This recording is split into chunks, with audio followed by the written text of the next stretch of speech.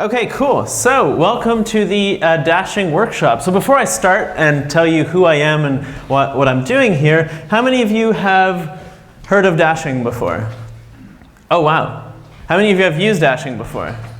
Okay, how many of you have never heard of Dashing before? Okay, that's still pretty good. So essentially what Dashing is, just in a nutshell, is it's a framework that I built that you can host yourself, and it's to create really beautiful looking dashboards. Now you might look at this as an ops person and be like, whoa, why are there so many colors? Like, what are these colors telling me to do? I know on one dashboard the clock widget is red, and some ops people look at it being like, what do I need to do, clock? What is this alert? So I just want to say a little caveat, Dashing isn't just for ops, it can be for anyone. I've seen people actually have like a baby monitor built with Dashing where they have like stats about their baby like displayed. So really you can do anything with it. So the really fun thing about it, my opinion, is that it can run on any old hardware. It can run on Raspberry Pis, and lately I've seen it running on Chromecasts. So for $30 you can have this thing kind of running on a little dongle, go up to any TV you have, just put that in the HDMI port, and you have a really nice looking dashboard. So who is this guy? Who is this Daniel Beauchamp standing in front of you? Turns out I have a small confession to make. Like, it's really small. I didn't want to do this, but like I feel like I have to. So I am not an ops person. Okay, that went better than I thought. Nor am I a DevOps. Okay. No, I know. The problem with me is that when I hear chef, I think food. When I hear puppet, I think Elmo. When I hear graphite, I think minerals. And you know what? When my phone rings, when I get a notification, I'm actually pretty happy. I'm like, ooh, what's this? Must be one of my hundreds of friends trying to call me right now. If only I had any. But I am still getting a lot out of this conference, which I really, really like. Some of the talks are kind of going over my head, but if I were to summarize the learnings that I've made so far, it would be something like this. What's the deal with Nagios? I know, right? I actually don't even know what Nagios is. When you guys say Nagios, I think nachos. So please stop saying it. I get so hungry. Okay, so what am I? I'm actually a developer at a company called Shopify. If you don't know Shopify, it's an e-commerce platform. Makes it really easy for you to set up an online store. And about a year and a half ago, we had this problem where we said, hey, we want really nice looking dashboards to put across our office. Not just in the ops pod, but we want marketing to have a dashboard. We want our lobby to have a dashboard to show, let's say, orders coming in all over the world. So people coming into the office would be like, wow, that's really cool. And we looked at some of the things already out there. So Duxboard is a really good hosted dashboard service. Geckoboard is a popular one as well. Leftronic is one too. And there's just like a ton of them. And I was going through all of them. And then I reached that moment where every dev kind of reaches, where you say, you know what, they all exist out there, but they all have one or two things wrong with them. And so I said, I can make something better than this, said every dev ever, and that's how we got yet another dashboard framework. Luckily, though, I didn't call it Yadif, because that name is stupid. So what were some of my motivations behind it? First of all, to be completely customizable. So Dashing is just a Ruby gem. You have access to all the files. You can tweak as you want. Geckoboard's really great. The problem I see with it is that some of their widgets aren't fully customizable. Maybe they are now, but at the time, I just wanted an iframe. Just give me an iframe. I want to point it to any URL and just have a little widget with a New Relic graph or whatever. And they didn't have that. So I want to be able to have full control over the CSS, full control over the HTML and all the logic in there. And so here is an example, I know that's really hard to see, of someone using Dashing where they wanted to have a widget that would show the current music playing in the office. And they wanted to have these sort of metrics where they had these little caricatures of the people on the team and let's say when they deployed the code and stuff like that. So using Dashing, they can actually customize that as they see fit. You also get really cool Hackday projects such as Leap Motion integration. So how awesome would it be to have a dashboard where you just kind of like wave your hand in front of a TV and suddenly it's like switching to the different pages. So that's really cool. Custom security. So I don't mean to rail on Geckoboard, but with Geckoboard, if you want to send like a private URL to, let's say, one of your dashboards, you generate this, this kind of long private URL, and you send that away. But the problem with that is if that gets leaked for whatever reason, you need to regenerate, then you need to tell everyone like, hey, update your dashboards, here's the new URL, or they have to log into Geckoboard, and that was just a pain. So with this, you can put any auth you want in front of it. So at Shopify, we use Google Auth, so we can just put Google Auth in there, and it's seamless. They just go to our dashing instance, and then anyone in the company, it just loads up immediately. You can put basic auth in there, no auth, anything you want. Also owning our own data. So some of the metrics we're displaying on dashing are actually pretty sensitive. And yeah, maybe we were comfortable sending that to a third-party service, all our, let's say, KPIs and stuff. But you know, a nice side effect of dashing running locally is that we own our data. And finally, we really love open source. So by doing this, we could release a good open source framework out there, one that's easy to use. Because at the time, I think there was one or two, but they all started off with like, okay, first you have to install MongoDB, then you have to like run a power grid in your backyard, then you have to do this, and you're like, holy shit, like I just want one command to run a dashboard. So quick overview of just kind of the architecture of it. It's built in Ruby. It's a simple Sinatra server. And what this does is any client that connects to it, so whether it be Chrome, Firefox, Safari, or let's say something on Raspberry Pi, no IE, unfortunately, because it relies on server-sent events. So instead of using WebSockets, server-sent events is a really nice, small, lightweight protocol just for sending stuff in real time to connected clients. And you have this nice API, so you can say, I have this job, a cron task running somewhere. I want to push data into my, my dashing app. Or my favorite part is it has something called Rufus Scheduler, which is an in-memory job queue. So you can write these little jobs to say, like, every 5 seconds, go pull Twitter and get all the tweets and then send that to my dashboards. And I'll show you that in a sec. So really kind of simple architecture. I just want to point out that I used server-sent events before they were cool. Dashing came out before like Rails was all going like, yay, we need to have server-sent events in it. So yes. Okay, so I want this to be an interactive workshop. Now you don't need to kind of follow along on your laptop, but if you want to, and if you have a Linux machine or you have OS X, I think it works on Windows, not sure, you can just go gem install dashing and we'll take it from there. Now one thing I really hate about workshops is if I'm going this style where I'm going to be like typing stuff out and you're trying to follow and then I'm going too fast or you're falling asleep or whatnot and you don't know what the hell's going on. Like I really hate when that happens. So what I'm going to do is right here, I have this link put up. So it's ies.gd/dashing workshop. If you go there, it's actually a transcript of pretty much all the steps I'm going to take. So if you want to like rush ahead, if you don't want to follow along, if you miss something I said, everything I'm doing is going to be in there. So as I wait for some of you to maybe start installing this gem, I don't want to just kind of be waiting here in like for like 5 minutes. I thought I would slap in a secret workshop in here, a surprise workshop. Because you know what? I think only having one dashing workshop would suck. I'm actually going to try to fit 3 workshops into this 45-minute slot. So you're saying, what could I actually talk about besides dashing? Well, turns out that besides being a developer, I'm also one of these. Now, I can see who reads Thai in the audience by those who are laughing, which clearly none. Okay. Let me translate this for you. So a few months ago, I became a certified Thai masseuse. What? February, I went to Thailand, and I was trying to go diving. One thing led to another, and for some reason, I became a Thai masseuse, or masseur if you'd rather use the correct pronunciation. So you're saying, why the hell am I talking to you about this right now? Well, I thought we could have a Monitorama Thai massage crash course. Yay! This guy's loving it. Okay.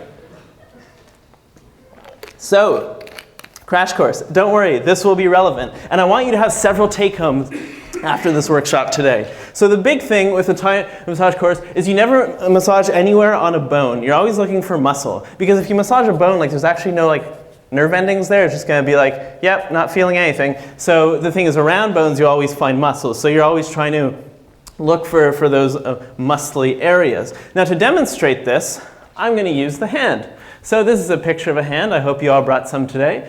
And on it, there are these lines. Now I don't want to confuse you with any like reflexology bullshit where I'm saying like, oh, this line is like connected to your ears and this one is your ego. Like no, these are just the lines that if you press these places, it will feel really good. So Why am I showing this to you again? Well, if we're going to do a workshop, wouldn't it be nice if we had nice, supple, relaxed hands to do this workshop? Yeah, right? So, what you need to do, this is going to be really cheesy, but bear with me. I'm going to open Photo Booth.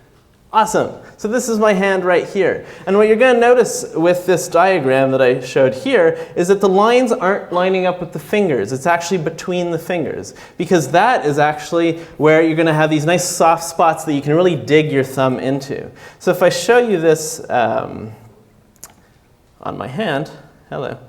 Okay, so what I want everyone here to do is take your hand, and then with your other hand, what you're going to do is you're going to kind of just grab onto your hand. I really hope someone walks in late to this workshop and just be like, what the f? Okay, so you take this right here, and what you're going to do is on those lines that I said, so between the fingers, you're going to start at the bottom, and you're just going to push your way out. That's feeling probably pretty good. If it's not, you're doing it wrong. So there you go, just kind of get, and your thumb, don't forget, right in between there. There we go. Is that feeling good at all? Yeah, right? So I do this like every day. I'm just like sitting down at my desk. I'm like, you know, I'm going to give myself a little Thai hand massage. Now, you don't need to do this just to yourself. I was thinking, you know, maybe as an exercise, turn to the person next to you and grab their hand. But that's kind of weird. If we have time at the end, maybe I'll give you the advanced Thai massage course. But anyway, you can do that to your other hand right now, and that's probably feeling really, really good. Okay, cool. Weirdest workshop you've ever attended. Yes, I win. All right, so how's that gem install going? Good? Okay. Did anyone have issues installing that gem? Did it like blow up? Did anyone actually install it? Okay, a few of you. Okay, cool. Pardon?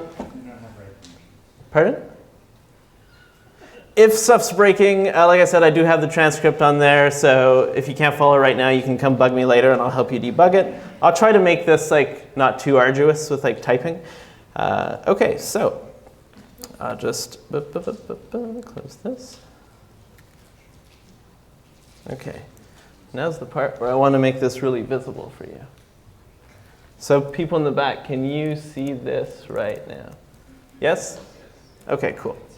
So like I said, we did this gem install dashing. That just installs the gem. Now here's the really, really cool part.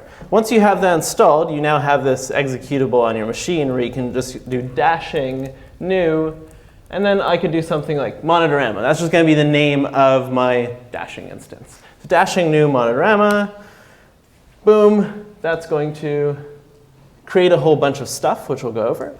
And after that's done, you just need to run bundle. So bundle is the package manager for Ruby. If you don't have that already, you might have to do gem install bundle. But if you do, you just run bundle. It says, oh, right, sorry, I have to change into that directory. Oop. Run bundle. While we wait, just keep like kneading those hands. Da, da, da. Okay, cool. So now all my gems are installed, and I can just do dashing start. I think I have an instance running somewhere else. Let me just kill it.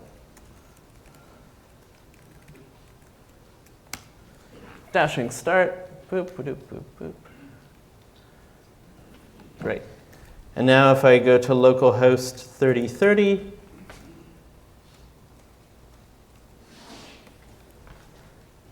there you go. You have a dashboard. So it's like, yay! And like one command, you had this really nice dashboard loaded. And now we're just going to go through kind of how can we go about and tweak some of this stuff. Now what's really cool about this, like I said, now you can just deploy this to Chromecast, Raspberry Pi, or there's actually like, you can put on Heroku within like 10 seconds. So that's really neat. So I am going to just show you some of the files that were generated in here. Let me just...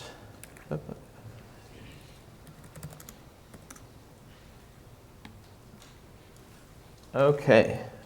I don't think you guys can see this back there, so I have a little magnifying glass. All right, so the files that were generated, this is the file structure for a dashing instance. So you have your assets, which are going to be, oh, let me make this bigger.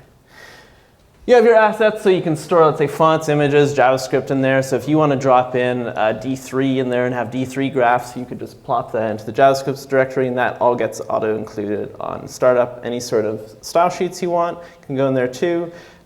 We have the dashboard, so you're not just limited to one dashboard. So think of this as like a dashboard project. So you could have an ops dashboard, a marketing dashboard, a lobby dashboard, anything you want, and they'll each have one of their own files in here.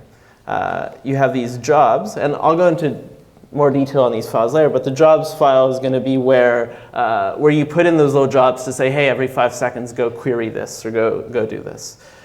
Lib is blank if you want to add any sort of extra Ruby libraries in there.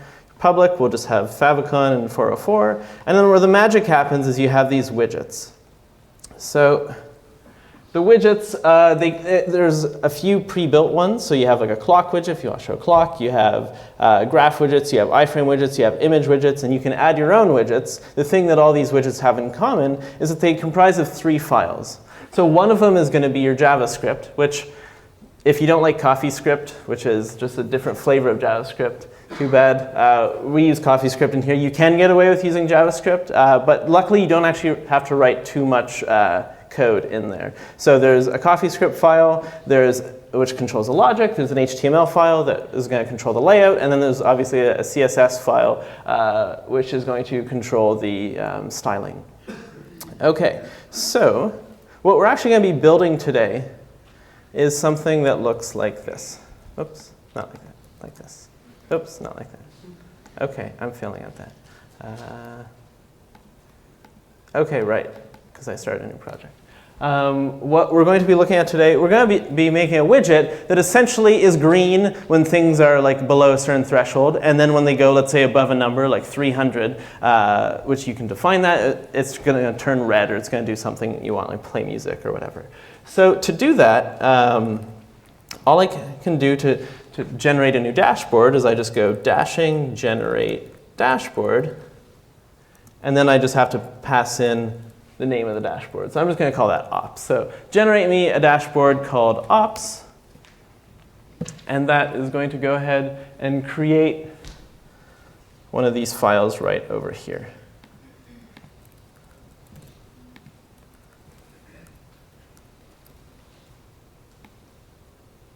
Is this somewhat legible?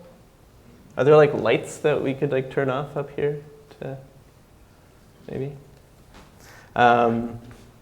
Okay, so what we have here is this is what one of the dashboard files look like. And it actually comes with one widget to begin with. I can show you what this looks like if I go to /ops. Here's my one widget. There's nothing in there because I'm not actually piping any data in there yet. So there's one little widget that's all by itself, and you can see it right here. It says the data ID is my widget, and the data view is text. So what the data view says is what kind of widget is it. So if it's a clock, you'd put clock in there. If it's a text widget, you'd put text. If it's a Twitter widget that you built and it's called Twitter, you would change this to Twitter. And then what's important here is that you have this data ID with it, and that's so that the server knows like where to route the data. So you could have multiple text widgets on one dashboard, but one of them is called response time, one of them is called uptime, one of them is something else, and they all have different IDs. So then your server says, like, okay, let me send this data to the response time ID and this to that. So that's kind of how that data routing will work. So like I said, we're going to create a widget here for alerting us when it goes beyond a certain threshold. So I'm going to change my data view to something called alert, and I can change this to something called like the ID is response time. Let's say we're going to be measuring response times. And I'll go back to my dashboard. And I'll notice, oh shit, my widget disappeared. But that's because we actually haven't created a widget of type alert yet. So to do that, you'll get a hang of going to your terminal and using these nice generators. You just go dashing generate widget alert. So I'm generating an alert widget. And then it creates those 3 files I was talking to you about. So logic file, layout, and style. And now, if I refresh, it's still not there. And the reason for it is because I don't actually have any styling for it yet. So if I go into my alert widget, which now showed up down here, I can look at my CSS, and I can say background. I'll just give it whatever background, 00FF99. So that will give it some really ugly, gaudy green color. And there we go. There's my widget right there. I didn't mention this before, but dashing, you can actually drag widgets around. So it looks nicer on an example like this, where I can actually drag these things around. Yeah, I probably should have opened with this, because I'm hearing some like, ooh. And then you can actually just save this layout.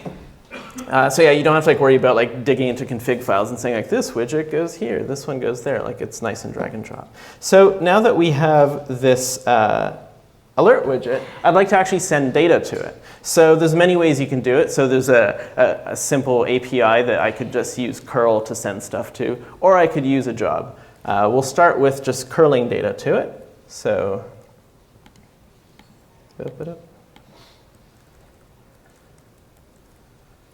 okay, this will be harder to see. Okay. All right, so once again, all of this is in that workshop transcript. But essentially what I'm going to be doing is passing it just some JSON. So first with an auth token. Here it starts off with HTTP basic auth, and it's just looking for an auth token in there. And I'm just passing in a value of 300. Now where am I passing that value to? I'm passing it to this URL right here. That's tough to see. Localhost 3030/widgets/response time. So remember, I named that widget. I gave it the ID response time. So that's kind of me saying, send the value 300 to anything that has the ID response time.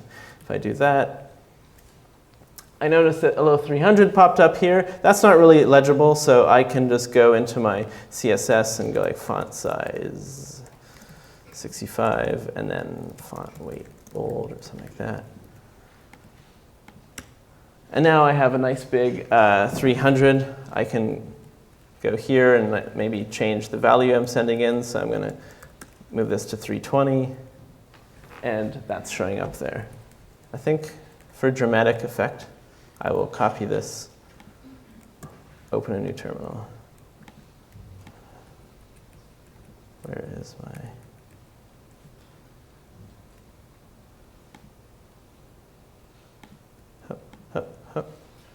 Okay, paste this in here.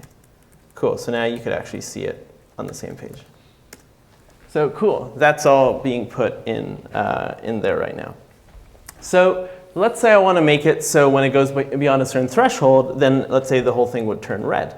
But actually, before I go there, you might be saying like, wait a minute, where did I actually put the code to say when I get that data, it should go in there? And here's one of the magic things about dashing, is if we look at one of the HTML files, this is what it starts off as. It's just a simple div, and it says data bind equals value. And so there's no like jQuery glue code that says once I get data from the server, go and find something with a div that has this class and then put the value in there. It's using principles similar to Ember, Angular, Backbone, Batman, JS, where you have either templates or you have bindings. In our case, we're using bindings. So it's saying data bind value means anytime this widget gets data from the server in a JSON format where like the key is value and whatever the value of it is, it will be placed inside that div. So that's really nice because it means I don't need to write crazy glue code. I could copy paste this 2 or 3 times, and suddenly I have a widget with 3 numbers. So that's pretty cool. So this is going to be really handy when I do stuff like I want to change the class when it goes beyond a certain threshold.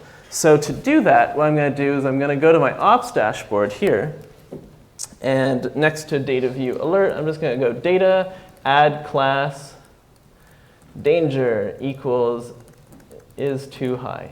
So just to kind of dissect this, this just means it's going to add a class, the class name being danger, when is too high is true. And it's like, what's is too high? Well, we actually have to define that, and we'll do that inside our CoffeeScript file. So this is the first time I'm showing the CoffeeScript file. It starts off actually with commented out stuff. There's a ready callback in there, so if you want to fire something off when the widget's ready, you can do it in there. There's on data, so do something when it receives data. But like I said, you don't need to write any custom glue code. So to get that is too high, There's actually something, we're using Batman.js here for the binding, called accessor. So I go, accessor is too high, and that's just a function where, I'll just write that out, where if it's going to be true if the value is greater than 300. So if I go back here, if I go back here, I save and refresh.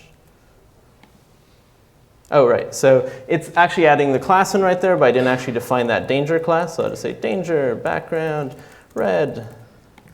Boom. So now it's red. If I open up my terminal and I set it to something less than 300, so I'll set it to 120, that's going to be green, that's going to be red. Cool. That's working as I wanted it to. Awesome. So now to show you the most powerful feature of dashing, which in my opinion are the jobs. So I want something to actually do this for me. I don't actually want to be curling it. So if I do dashing, if I do dashing generate job, I'll call this the ops job. I'm going to have this lovely file created inside my jobs directory.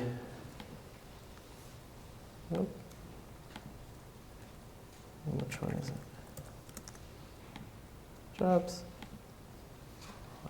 Oops, sorry.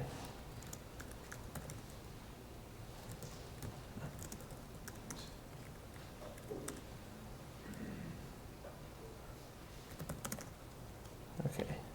I have this nice thing in here. Now, this is the magic of dashing right here. It's this lovely low DSL powered by Rufus scheduler, and it reads really easily. It's like scheduler every 1 minute. The first in means like, do you want it to run right, like as soon as your service starts, should it run right away and then wait a minute to go off? Send event to my widget ID, and then I just pass in some JSON. So if I wanted to say every second I want you to send something to my little widget, I could just change that to every 1 second, send event to anything with response time, with an ID of response time, and in here I'll just say my value is, I'll do a random number between 0 and 400. I'll just cast that to an integer.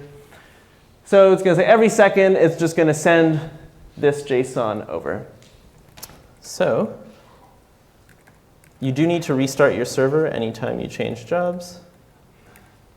If I do that.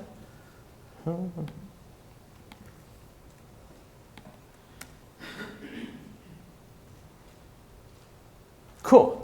So now I have this simple job that's just pushing data out there. And just to stress the point that in here, I could say every 10 minutes, fetch something from Twitter. Every 10 minutes, get something from Pingdom. So at Shopify, we have a lot of these job files that are just these really nice, clean scripts saying what to do at a given time. And it also supports cron task syntax. I heard you guys like that stuff. So let's make this even prettier. I added a nice little helper function in dashing, which lets you do, if you go back into your CoffeeScript file, and underneath this accessor, I just go accessor value, and then dashing.animated value. So what that's going to do is it's going to say any place where I use value, it's actually going to nicely interpolate between numbers. I'll just show you that example right there. So now it looks really nice, where it's like as it gets new data in, it kind of just will tween to that number instead of being really harsh. Awesome. So now what we're going to do is maybe just add a little title in here so we know what this actually represents. I'll go to my HTML file, and I'll just go h1, I'll say response time. Cool. So now I have a response time in there. Now if I wanted to have two widgets that looked exactly identical, I could go into my ops.erb file, which is inside the dashboards folder, and I can just copy paste this list element here, which represents that widget. So now I have two of the exact same widget, and I should expect to see the same right there. Awesome. So now we have this basic alert widget that we just created in like 10 minutes, but the thing is it's not really reusable. Sure, it would be reusable if we want to just call it response time, but maybe one should be labeled response time 1 and the other one should be labeled response time 2, or they should be getting stuff from different sources. So just to show you how quickly I can do something like that, I can just go change the IDs. So instead of ID being response time, I'll say ID is response time 1 and response time 2. And then in my jobs folder, I can just say, every 1 second generate something for response time 1 and generate something for response time 2, and just kind of restart my server here, load this.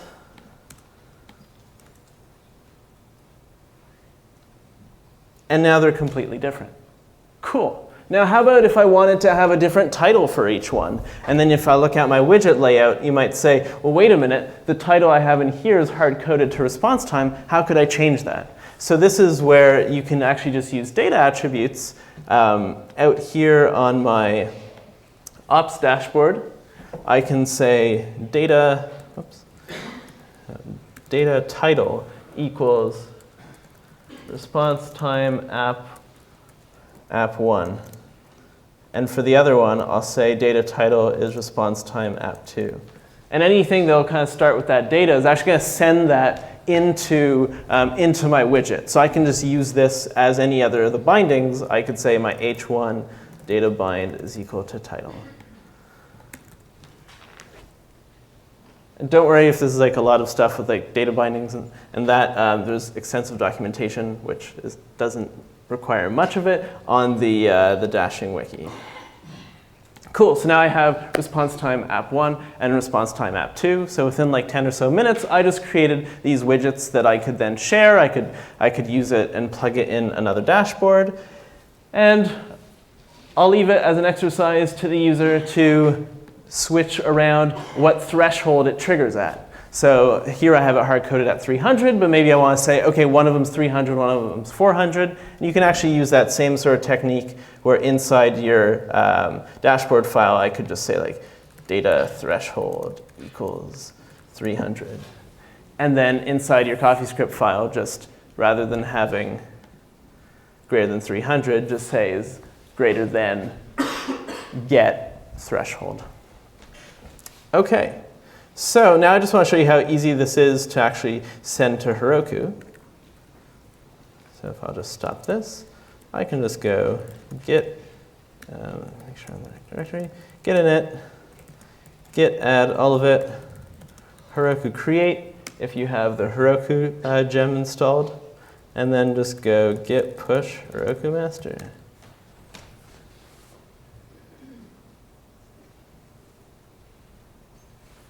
And now it generated, oh, what's going on? Yes, I need to learn how to commit things.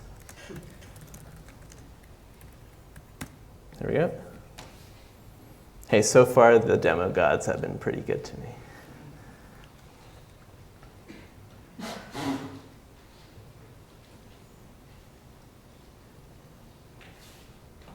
Okay. So as that's doing its thing, I just want to point out that Dashing has a pretty big ecosystem of widgets already out there. So if you just go to dashing.io, you'll see the nice Dashing page where on our, if you scroll down, there's, look at our list of nice third-party widgets. So a ton of people are actually contributing to this. So you'll have anything from, Circle CI will be on there. You'll have Desk is on there, Discus. Does anyone have something on here? Anyone? I think PagerDuty has one. Yeah. Cool. So it just goes on and on and on. So if you just developed a really cool widget for Fitbit because you want to show the fitness levels of everyone in your company and you want to put it on there, now you can. And share it with everyone else. There's some also really kind of obscure things. One of them called Baconify, which will take any dashboard and replace the widget backgrounds with meat. I do not know the point of that, but it's pretty awesome. That's the point? Yeah, that is the point. Although these dashboards are normally not interactive, One person made like a Pong game in one of the widgets where you would just click on it and anyone else in the world with a dashing dashboard open who also has that Pong game would be like, boop, do you want to play? And then you could just start playing Pong right there. Now team that up with the leap motion and stuff. This is the reason I built this thing. It's just because it's just so extendable. So how's my Heroku thing doing? Intense Hamlet, would you look at that? How fitting of a stage. I don't know if you can see it back here, because I didn't the first few days, but there's like a castle back here. And it is awesome. And I'm really jealous that I can't give my presentation from like up there, or up there, or there. Like how great would that be? Like just Thai massaging anyone on the steps. Like, okay, that's kind of creepy. So, where is my browser? Let's check that out.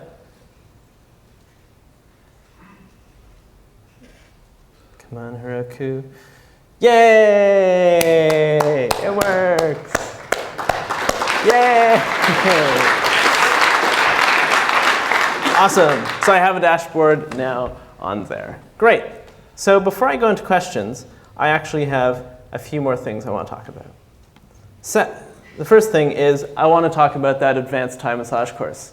Because like I said, I want you to have a takeaway. Now you have a really nice dashboard. You can go back to the office and say, hey, it only took me 10 minutes to create cool widgets and have something running. You also want to go back if you have girlfriend, boyfriend, friend who has sore fingers, and you just want to say, hey, let me show you what I learned at Monitorama. So I was going to call a volunteer up, but that'd be way too creepy. So what you do is if you want to do that to someone else, you would take their hand and then you'd be doing that same sort of motion going up between the fingers, but you would just use both your thumbs. And you'd be going different lines at different times. And trust me, that will make anyone purr if you're doing that to them. Once again, I hope the people who came in late are like, what the fuck? Okay. And last but not least, I have another surprise workshop of another takeaway for you. So the problem I see in the tech industry, besides the empathy point, is that we really suck at giving feedback. Like we really, really do. We're good at saying like, hey man, great job doing that thing, you rocked. But if it comes to something more like, oh, you know what, I really hate when you do this, or when you say these things, it makes me and the other coworkers uncomfortable, it's sometimes tough to actually have those conversations. Or you could look at something like code reviews. People can get really defensive during code reviews if you're like, hey, this I think should be this way, and then style guide and fights, and it can be pretty messy. So what I want to mention about feedback is that we need to get better at giving and receiving feedback. So one initiative that I started at Shopify was to kind of train people into how to give and receive constructive feedback, because it's really important. So to do that, I think I have 5 minutes, right? Awesome. To do that, I created a short 6-minute film that I think you'll enjoy. Yeah, kinda. That's true. Did someone say, oh, Canada? Oh, it was like the off by 1 air, and they're like, oh, Canada, sorry, I shouldn't have taken offense to that. Okay, are there lights that we can turn off for this motion film? I'm not certain. Not certain? It's like, I could throw my water bottle and break one. We can all close our eyes. It'll be dark. Sound good person. Tom, can we turn off the lights on stage? Then we would be eaten by a bird. That's the sound booth, Casey. What? The sound booth. I know he does lights back there. No? Okay. But you can see it? Okay.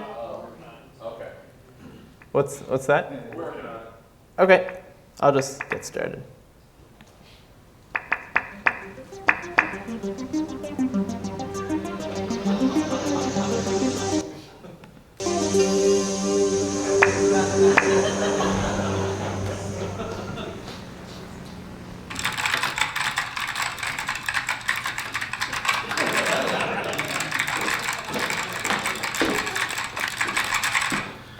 Bill, so glad you could come. You wanted to see me? Yeah, what's with all your sloppy work? Do you even value your job? You're always late. You should speak up more at meetings. Do you even wear deodorant? You spend too much time on the phone. Quit riding my ass! What the? Feedback.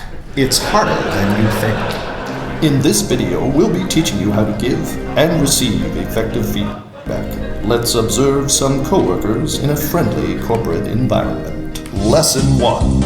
Ask for permission. Hey, Bo, can you come to work earlier? Wrong. The correct way is... Hey Bill, can I give you some feedback? Absolutely not. Okay, I'll ask you later, thanks. Can you spot the difference? This time, Tim asked for permission before giving feedback. This is important because both parties will be ready to engage in the feedback process. Also, try to give feedback in private. Lesson 2. Be specific. Hey, Nancy. Hey, Tim. I really like when you do that thing. Come on, you know that thing. Oh, come on, Internet. Come on, you know that thing. No.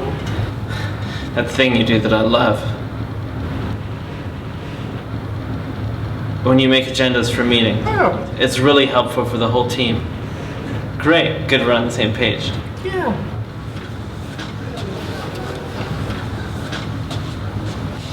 Hey, Bill. You know that thing you do that I love?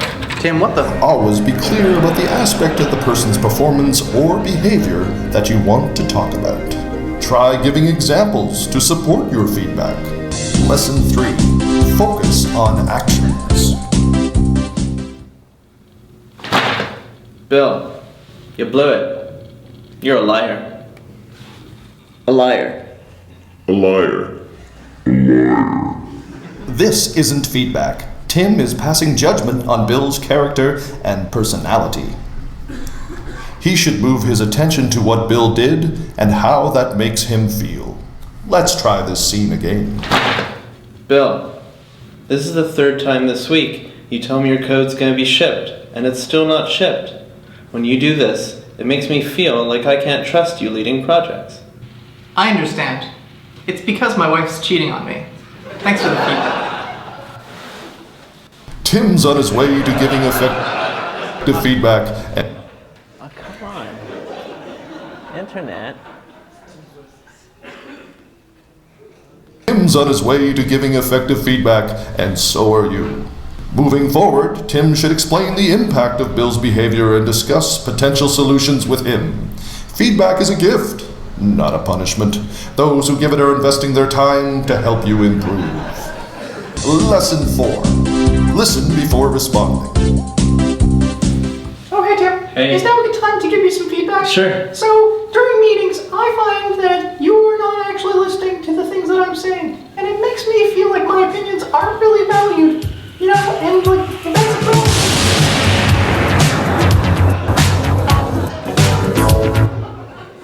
Come on. Don't freeze now.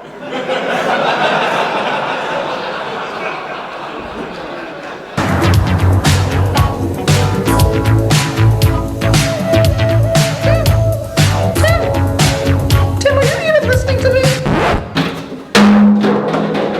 Interrupting and becoming defensive stops a constructive feedback process. Feedback requires your full attention. Stop what you're doing, clear your thoughts, and focus on the feedback you're being offered. Remember, active listening means you don't need to give an answer right away. Take your time to respond, and always say thank you for the feedback. Lesson 5. Don't wait. Where am I?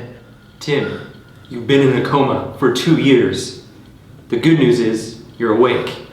The bad news is you're dying. But you have a visitor. Tim, I just heard you revived. Are you okay? Is that my suit? Yes, but shh. You're dying. One last thing I've got to say to you. Your support ticket descriptions, man, they're like nothing. We have no idea what you're saying. Could you just write a little bit more description? That'd be really handy. If only I knew! If only I knew! If only I knew! Fine.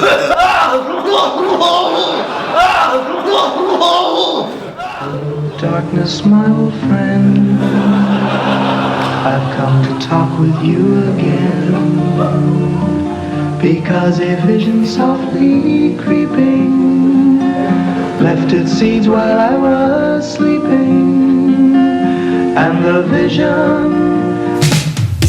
And just like that, your company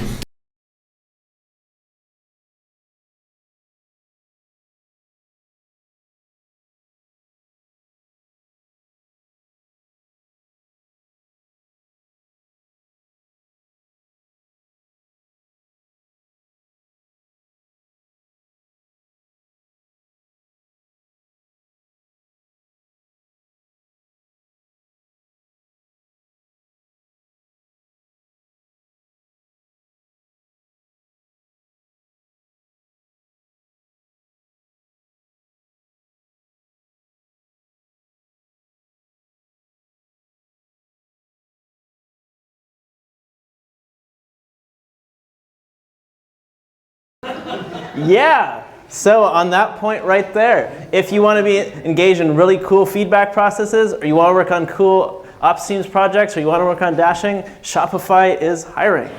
But even if you're not going to join Shopify, please play around with dashing, contribute, and let me know. Give me feedback. I'm always open to receive it, just not in the bathrooms here. And yeah, with that, thank you. And are there any questions? Hello. How do you make it so you can make it interactive to some degree? Okay, so the question was, how do you make a dashing dashboard a bit interactive? It is Sinatra on the server. So you could, inside your, like on the client side, have some sort of click handler saying, when I click here, it goes to some endpoint on the server, and that does something else. So you just have to define that endpoint, and you'd have to put in that, let's say, jQuery logic to handle, let's say, clicking on stuff.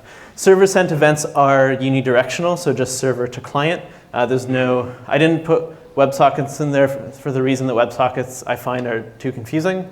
I could figure them out, but it's just like, I want to keep this thing really, really dead simple. So you could, I think some people have done WebSockets with it. Yes? Is that mobile web on the roadmap? Yeah, so speaking about roadmap, I am working on Dashing 2. I know I've been saying that for a while.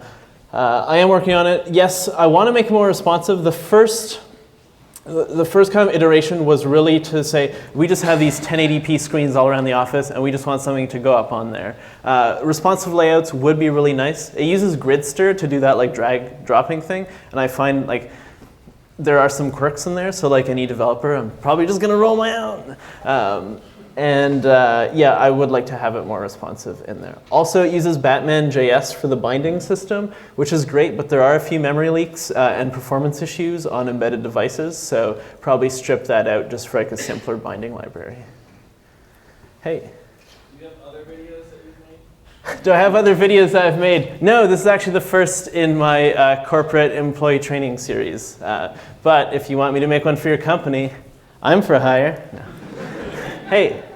Not interactive, but can the widgets be clickable in terms of diving down into maybe I have a widget for a threshold, and when I click on it, it takes me to some other thing about that? Just a target, for example. Yeah. So the thing is, you can have multiple dashboards in your project. So you could have one dashboard that has like a more like in-depth view of some metric, and then it could just be as simple as when I click this, it just takes me to that link.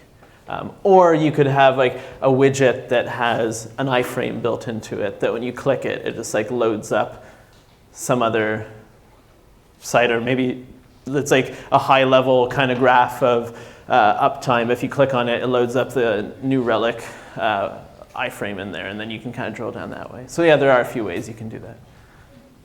Are there others? Yes? Can this be scaled horizontally in any way? Or often it's quite large and should hit some kind of, we're going to like 200 people hit it. Yeah, so that's another case. So the question was, can it be scaled? It right now just runs on a thin server, so just a thin web server. which can kind of choke out at points. I've heard of people going up to like 200 people connecting and it starts shitting out, and then they've like swapped it out with like Puma or some of the other like high performance servers. Yeah, version 1, like really our use case was let's make something really dead simple, and we have maybe 20 or so screens around the office. It wasn't so people could be opening it up on their browsers per se. But dashing to, I'd like to see it a bit more scalable, because now I'm seeing all the use cases that people have for it. We're there. Hey. Oh, yes. Okay, you first, in the front. When I was looking at some of the widgets that are built, it seems like it was all copy and paste of files. Yeah. So, like a gem mechanism or some other mechanism for sharing things a little more modular? yes, so the question is, upon looking at the all these widgets, so I can show you the additional widgets. If you look at one of these, like the code climate widget, you'd click on that, and the installation instructions are actually going to be like, copy this code in here. So that is a bit tedious. There actually is a widget installer. So similar, it's not a gem, but if something is in a gist, you can actually install it. The instructions for that are, yeah, if you do dashing install and then the gist ID, it will actually pull in those files for you. I know it's a bit clunky. So the thing is, I ran into sort of this like fork in the road where at first it was for just like developers who maybe didn't care about just dragging some files around. But now as you're having people who are less techie being like, hey, I want some way to just say like install this, install that, and like more drag and drop and a bit more user friendly, that is something I'm looking more into. And there's one more question there. Yes? Is there support for YAML for templating of widgets? Yes, is there support for YAML? There is.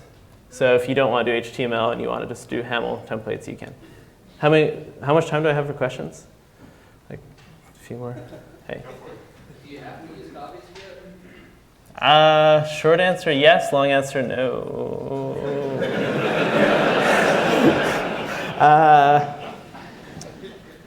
I think some people are not using CoffeeScript for it. The thing is, in CoffeeScript, this will be like the short hack. In CoffeeScript, anything that you do between, I think, like the 3 ticks, or there's like 1 tick, maybe it's 1 tick. Anything you'd like do in here would actually just be JavaScript.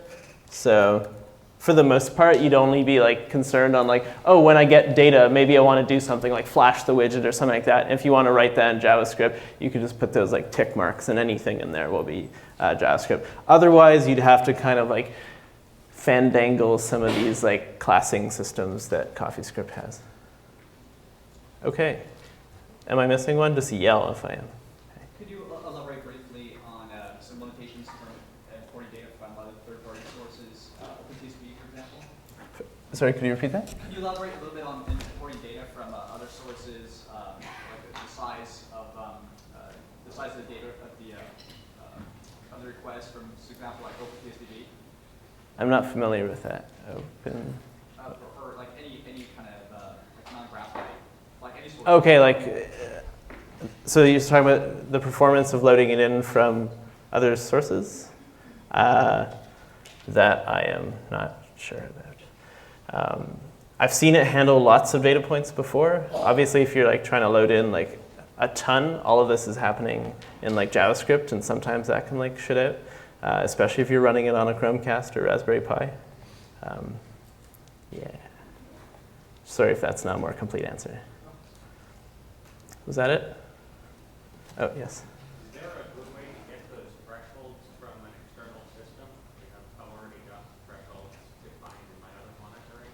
Can I send? Yeah, you could. I mean, the threshold, for example, in my job file, right? I'm sending in to response time 1, I'm sending in JSON with the key value and whatever here. I could pass in something called like threshold, and that would work as well. So if you had like an API call that said grab me this, and then it gets the data and also this threshold, you can just pass that in, and then that will work magically inside your widget.